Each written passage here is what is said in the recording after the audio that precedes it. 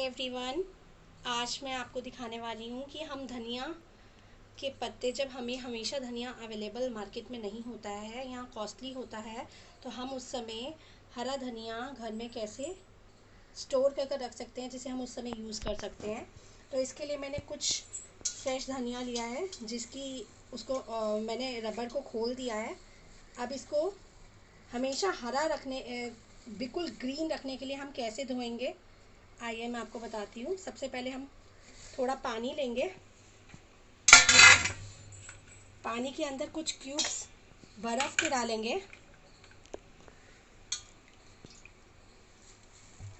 इसमें धनिया को डाल लेंगे।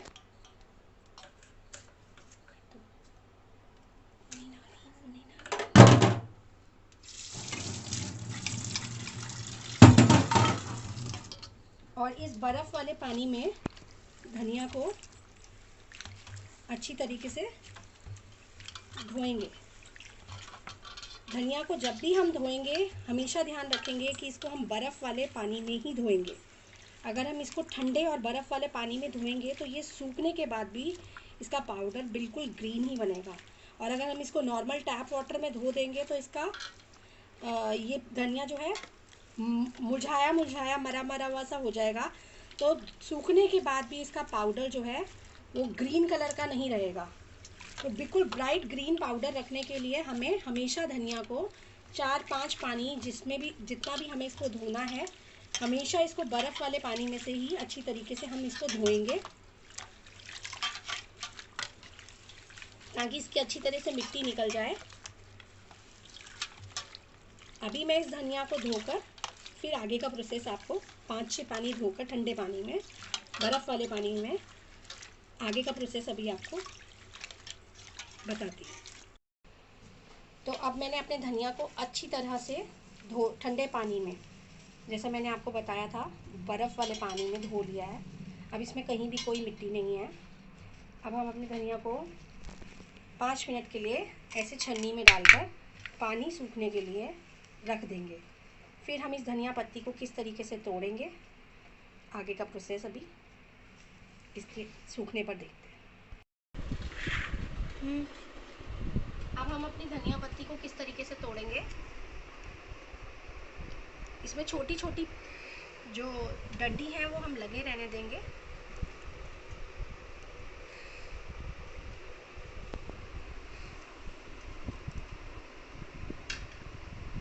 इस धनिया को हम बिल्कुल भी धूप में नहीं सुखाएंगे। धोने के बाद हम इसको किसी मलमल के कपड़े पे, तोड़ने और धोने के बाद सबसे पहले हम इसको ठंडे बर्फ़ के पानी में धो लेंगे। उसके बाद हम इन्हें अच्छी तरीके से तोड़ लेंगे। तोड़ने के बाद हम इसको किसी मलमल के कपड़े में डालकर पंखे के नीचे ही सुखाएंगे। ये धनिया हमारा तकरीबन 2 दिन पंखे के नीचे रखकर अच्छी तरह से सूख जाता है। फिर ये धनिया जब सूख जाएगा तो मैं इसको आपको दिखाऊंगी कि हमें इसे सूखा हुआ ये किस तरीके का दिखता है। फिर हम इसे सूखने के बाद अच्छी तरह से मिक्सी में पीसकर या हथेली से क्रश कर इसका पाउडर बनाकर इसी किसी एयर टाइट कंटेनर में भरकर साल भर तक के लिए इसको स्टोर कर सकते हैं। तो सब, अब मैंने अपना सारा धनिया तोड़ लिया है। इसमें कोई भी पीली गली हुई या सड़ी हुई पत्ती नहीं ली है, कुछ भी नहीं लेंगे इस तरीके का। अब मैंने अपनी सेंटर टेबल पर एक मलमल का दुपट्टा अच्छी तरह से बिछा लिया है और इस पे सारी धनिया पत्ती को इस तरीके से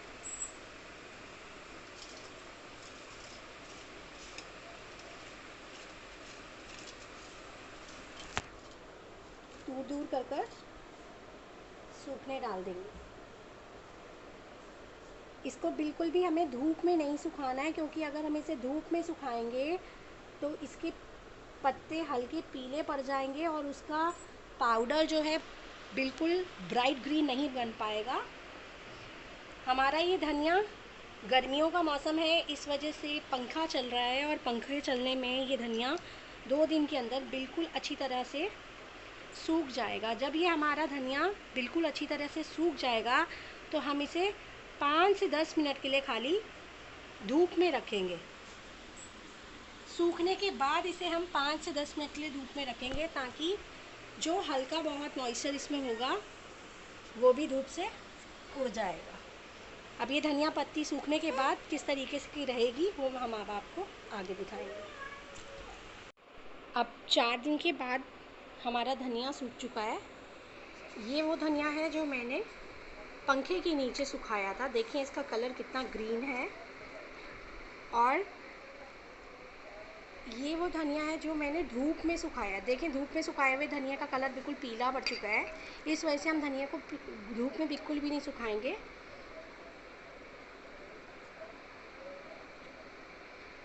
और ये सेम तरीके से, सेम ही मेथड से मैंने पुदीना भी छाँव में ही सुखा लिया था।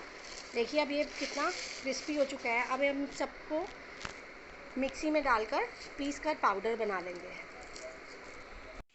ये मिक्सी में डाल के हमने उस पुदीना, सूखे हुए पुदीने का पाउडर बना लिया है। अब इसको हम एक किसी एयर टाइट कंटेनर में स्टोर कर लेंगे।